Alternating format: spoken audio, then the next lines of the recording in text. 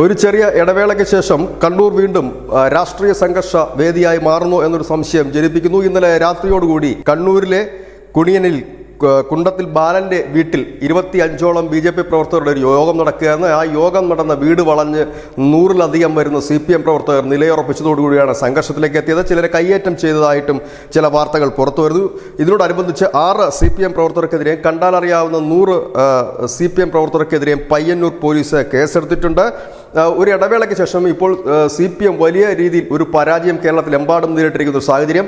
CPMന്റെ തന്നെ ഉറച്ച കോട്ടകളിൽ പോലും BJP വലിയ രീതിയിൽ വോട്ട് വിഹിതം ഉയർത്തിയത്. ഇതൊക്കെ ആകണം ഒരുപക്ഷെ CPMന്റെ ഈ പ്രകോപനത്തിന് കാരണം. ഏതായാലും ഈ CPM എപ്പോഴൊക്കെ പ്രതിരോധത്തിൽപ്പെട്ടിട്ടുണ്ടോ അപ്പോഴൊക്കെ രാഷ്ട്രീയ സംഘടന അവരുടെ ഒരു ശൈലി ആയതുകൊണ്ട് തന്നെ ഇത്തരത്തിൽ വീട് വളഞ്ഞത് ഒരു രാഷ്ട്രീയ സംഘർഷത്തിന് തുടക്കം കുറിക്കലാണോ എന്ന് സംശയിക്കുന്നു. ഏതായാലും CPM അവകാശപ്പെടുന്നത് ഇവിടെ ആയുധ പരിശീലനം നടക്കുന്നു എന്നൊരു വിവരം അറിഞ്ഞതിനെ തുടർന്നാണ് തങ്ങൾ എത്തിയതെന്ന് പറയുന്നത്. ഏതായാലും ആ യോഗം നടന്ന വീടിന്റെ പരിസരത്ത് നിന്ന് ആയുധങ്ങളടക്കം പോലീസ് കണ്ടെത്തിയിട്ടുണ്ട്. ഏതായാലും വലിയ ശക്തമായ പോലീസ് സന്നാഹമാണ് ഇവിടെ ഇപ്പോൾ നിലയുറപ്പിച്ചിരിക്കുന്നത്. News desk news India Malayalam.